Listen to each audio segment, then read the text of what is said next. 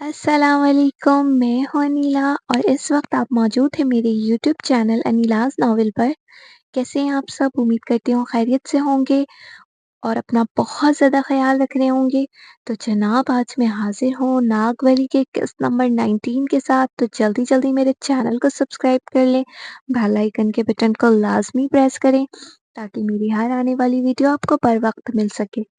ये नॉवल आप लोगों को कैसी लगती है? अपनी राय का इज़हार कमेंट सेक्शन में ज़रूर दिया करें, मुझे बताया करें क्योंकि आप लोगों के प्यारे-प्यारे कमेंट देखकर मुझे मोटिवेशन मिलती है, मुझे बहुत ज़्यादा खुशी होती है जब आप लोग कमेंट करते हैं, मुझे बताते हैं, सराहते हैं। मेरा नॉवल लिखने का और ज़्यादा दिल करता है कि दिल चाहता है आप लोगों के लिए ज़्यादा से ज़्यादा लिखूँ। तो ज़्यादा टाइम ज़ाया किए बगैर चलते हैं अपनी नॉवल की तरफ। गाँव के लोग बड़े जोश और जज़्बे से हवेली के सहन में जमा थे।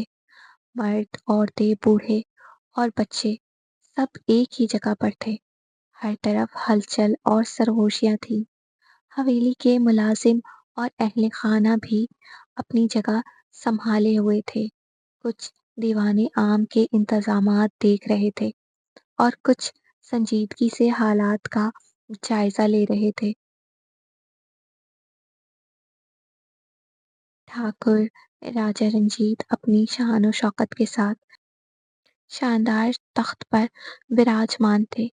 उनका लिबास सुनहरी धागों से मुज़य्यन था।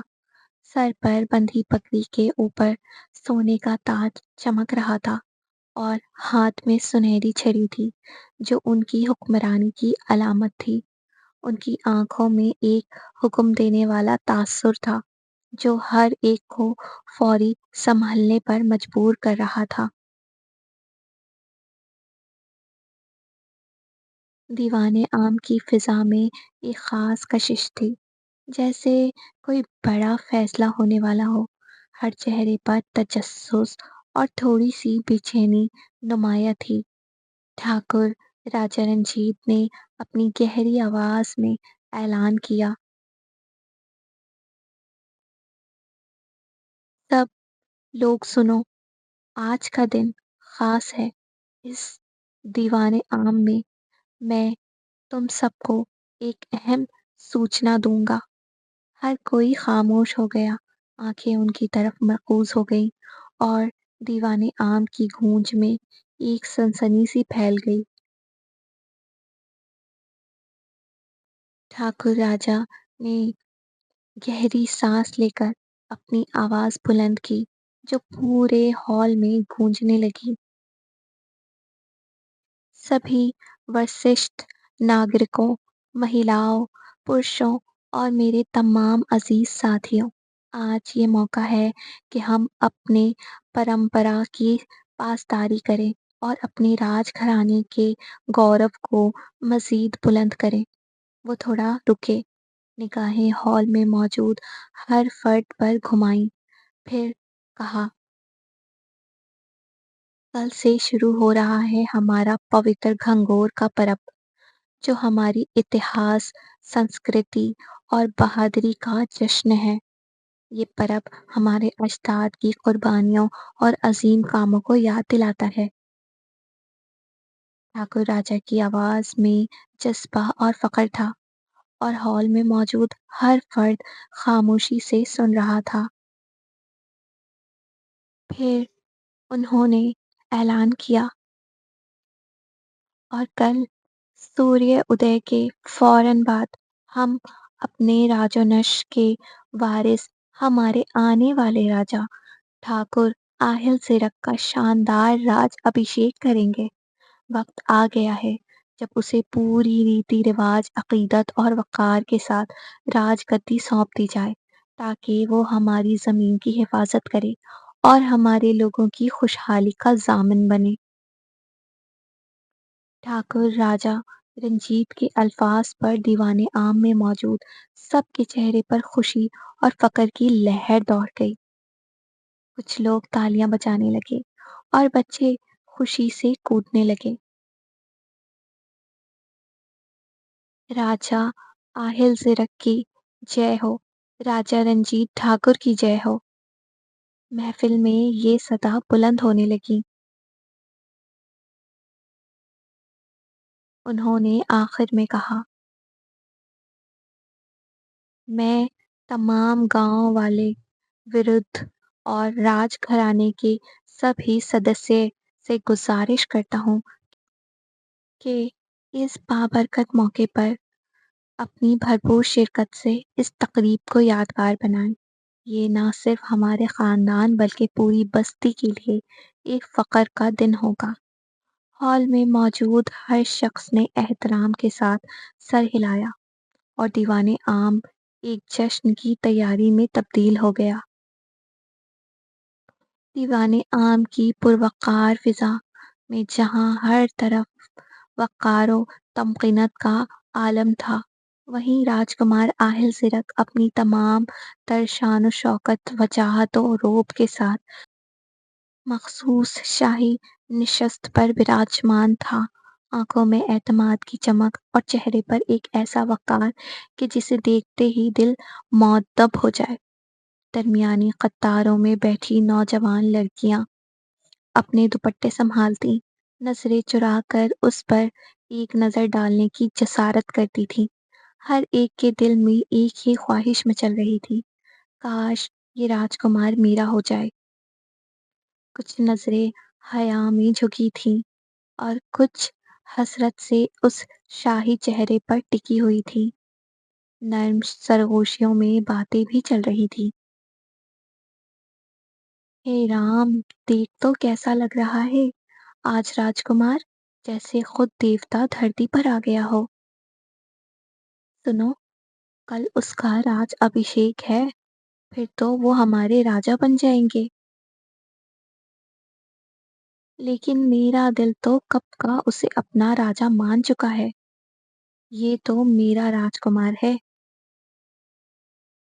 ایسی سرگوشیاں، دبی دبی آہیں اور حسرت سے لبریز نظریں آہل زرق کے گرد ایک عجیب سی فضا بنا رہی تھی، مگر وہ اپنے مقام پر ساکت و پرشکوہ بیٹھا، گویا ان سب فانی جذبات سے ماورا کسی گہری سوچ میں ڈوبا ہوا تھا۔ اس کی آنکھوں میں نہ فخر تھا نہ غرور، بلکہ ایک راجا کے شان و وقار، نرمی اور گہرائی جھلک رہی تھی۔ وہ جانتا تھا کل کا دن نہ صرف اس کے راج ابھیشیک کا دن ہوگا، بلکہ ایک نئی ذمہ داری، ایک نئے سفر کا آغاز بھی ہوگا۔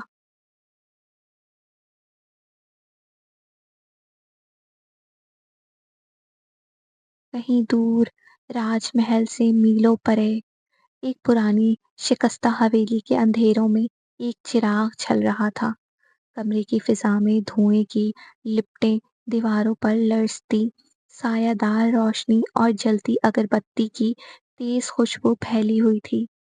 سامنے ایک شخص اونچے تخت جیسے سنگی کرسی پر براجمان، سر سے پاؤں تک سیاہ لباس میں، چہرہ نقاب میں چھپا ہوا، صرف تیز آنکھیں جھلک رہی تھیں۔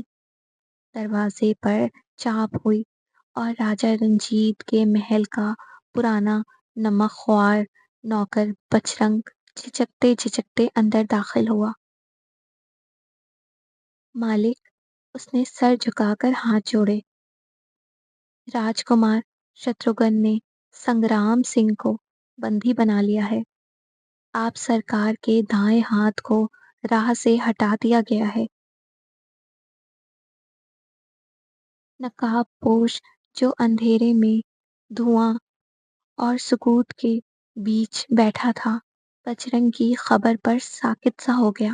لمحے بھر کو مکمل خاموشی چھا گئی، پھر اس نے آہستہ سے سر اٹھایا، آنکھوں میں ایک شفاف چمک ابھر آئی۔ بندی بنایا ہے؟ اس کی آواز میں زہر گھلا تھا۔ شاباش شتروگھن، تم نے پہلا پتا خود چل کر میرے قدموں میں رکھ دیا۔ پھر وہ آہستہ سے کھڑا ہوا، اس کی قد آور شخصیت شعلوں کے لرزتے سایوں میں اور بھی خوفناک لگ رہی تھی۔ سنگرام سنگھ صرف ہمارا ساتھی نہیں، وہ ہمارا پرانا وفادار ہے، جسے ہم نے خود نرمتال گاؤں بھیجا تھا۔ پھر اس نے بجرنگ کی طرف دیکھا اور مسکرایا۔ ہم نے وار نہیں کیا، وار تو رنجیت کے بیٹے نے خود اپنے خلاف کر لیا ہے۔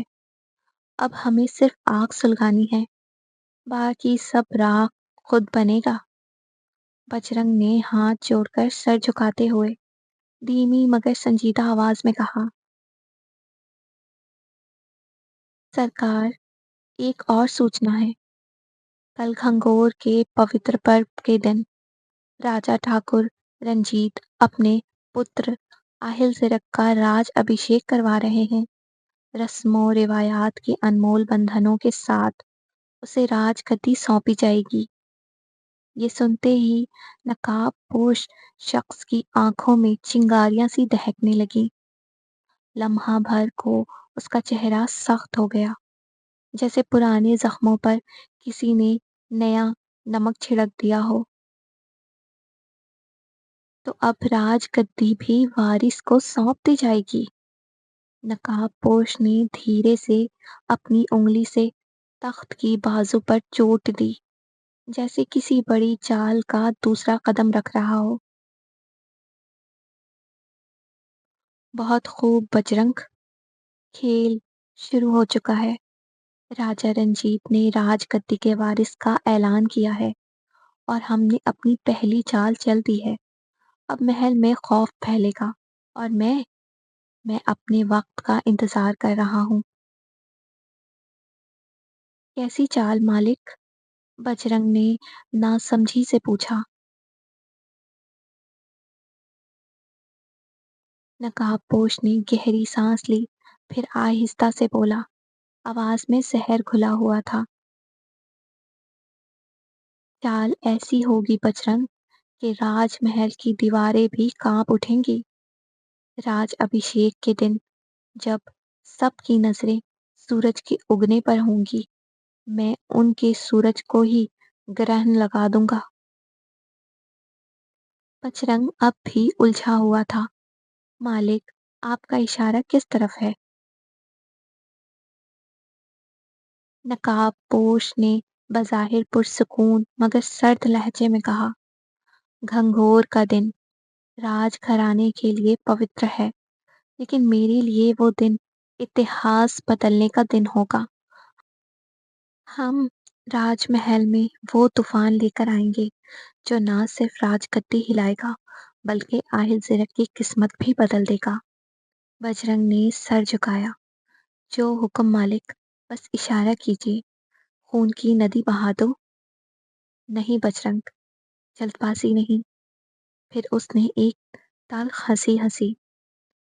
اس راج پر حق جتانے والے یہ بھول گئے ہیں کہ پرچھائیوں میں بھی ایک راکھ سے اٹھا وارث باقی ہے، جس کے ہاتھوں کا انتقام ابھی ادھورا ہے۔ راج گھرانے کا وہ رازدار جو زبان کھولے تو آہل زرک کا راج ابھیشیک ایک خواب رہ جائے۔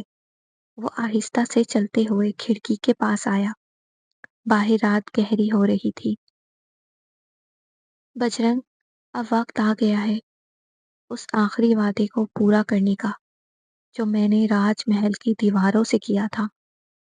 گھنگور کے اس پوتر پرب پر میں ان کا اتہاس ہی بدل دوں گا۔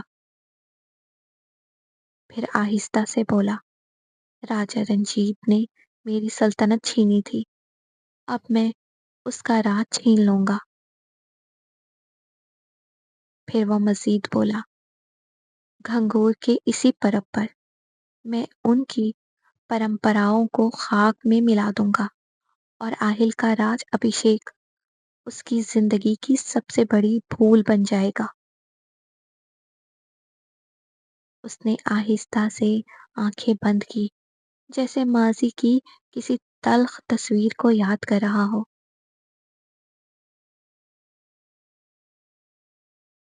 آج کے ایپیسوڈ کا اختتام ہوا۔ آپ لوگوں کو ایپیسوڈ کیسی لگی، ناول کیسی جا رہی ہے، مجھے لازمی بتایا کریں۔ آپ لوگوں کی کامنٹ دیکھ کر مجھے موٹیویشن ملتی ہے۔